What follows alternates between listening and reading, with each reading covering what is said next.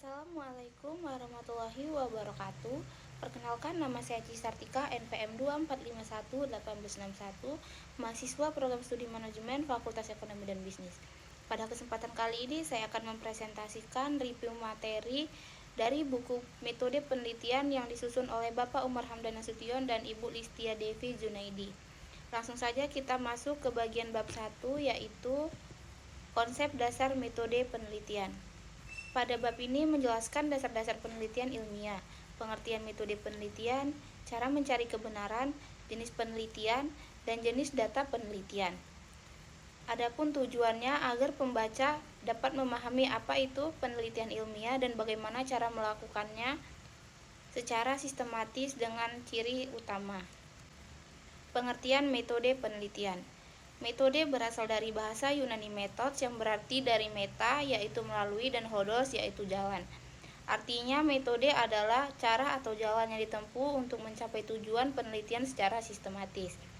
Adapun ciri penelitian ilmiah yaitu biasanya disingkat dengan RIS, di mana rasional dapat diterima dengan akal sehat, empiris berdasarkan fakta dan data nyata, sistematis menggunakan langkah-langkah yang teratur dan logis.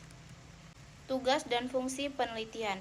Secara umum, tugas penelitian diantaranya adalah mendeskripsikan fenomena secara sistematis dan objektif, menjelaskan hubungan sebab akibat antar variabel, menyusun teori berdasarkan temuan empiris untuk membangun kerangka pemahaman ilmiah. Adapun fungsi penelitian yaitu membuat prediksi berdasarkan pola dan data yang ditemukan, melakukan pengendalian terhadap gejala sosial melalui intervensi berbasis bukti ilmiah yang dapat dipertanggungjawabkan. Metode mencari kebenaran. Dalam dunia pendidikan, mencari kebenaran harus didasarkan pada teori-teori dan ilmu kebenaran. Menurut Profesor Sondang Siagian tahun 2012, ilmu pengetahuan merupakan objek yang bersifat ilmiah serta memiliki beberapa kategori berupa rumus, teori, dalil, dan telah teruji kebenarannya menggunakan percobaan sistematis. Dengan begitu, pengetahuan dapat disebarluaskan untuk dipelajari dan dipahami.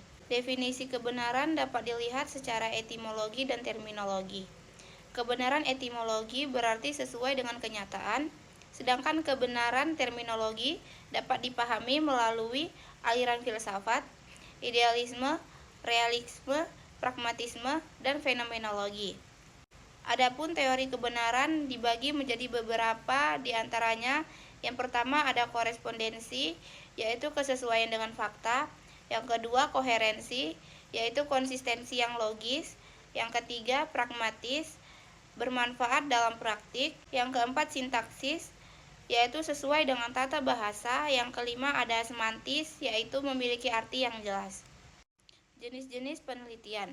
Penelitian dapat digolongkan ke dalam beberapa jenis berdasarkan kriteria tertentu, diantaranya yang pertama berdasarkan hasil atau alasan yang diperoleh, itu berupa basic research dan applied research. Basic research yaitu penelitian murni untuk pengembangan teori. Applied research yaitu penelitian terapan untuk memecahkan masalah praktis. Yang kedua berdasarkan bidang yang diteliti berupa penelitian sosial dan penelitian ex kata. Penelitian sosial yaitu fokus pada fenomena masyarakat. Penelitian ex kata yaitu fokus pada ilmu alam dan matematika. Yang ketiga berdasarkan tempat penelitian berupa field research, library research, dan laboratory research. Field research yaitu penelitian di lapangan langsung, library research yaitu penelitian berbasis literatur, laboratory research yaitu penelitian di laboratorium. Yang keempat berdasarkan teknik yang digunakan berupa survei dan eksperimen. Survei yaitu pengumpulan data dari sampel, dan eksperimen yaitu pengujian hipotesis dengan kontrol variabel. Yang keenam berdasarkan keilmiahan berupa penelitian ilmiah dan penelitian non-ilmiah. Penelitian ilmiah yaitu penelitian dengan menggunakan kaidah-kaidah ilmiah, sedangkan penelitian non-ilmiah yaitu penelitian yang tidak menggunakan metode atau kaidah-kaidah ilmiah. Jenis-jenis data penelitian. Jenis data penelitian dapat dibagi menjadi beberapa jenis berdasarkan sifat, skala pengukuran, dan sumbernya. Yang pertama, jenis data berdasarkan sifatnya, itu ada data kuantitatif dan data kualitatif. Data kuantitatif yaitu berupa angka dan dapat diukur secara matematis. Contohnya seperti jumlah penjualan dan tinggi badan.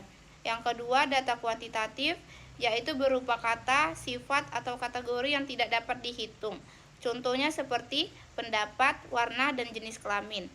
Selanjutnya ada jenis data berdasarkan skala pengukurannya. Terdiri dari data skala nominal, data skala ordinal, data skala rasio, dan data skala interval. Data skala nominal yaitu kategori tanpa urutan, contohnya seperti agama dan jenis kelamin. Data skala ordinal yaitu kategori dengan urutan, contohnya seperti tingkat pendidikan.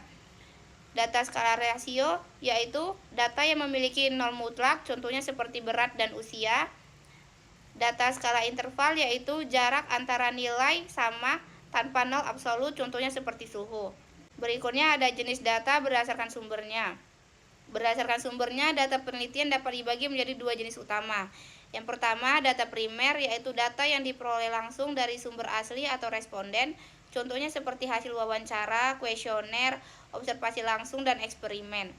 Yang kedua, ada data sekunder, yaitu data yang diperoleh dari pihak lain atau sumber yang sudah ada sebelumnya. Contohnya seperti jurnal ilmiah, laporan penelitian, arsip, dokumen resmi, dan publikasi statistik. Demikian presentasi dari saya. Wassalamualaikum warahmatullahi wabarakatuh.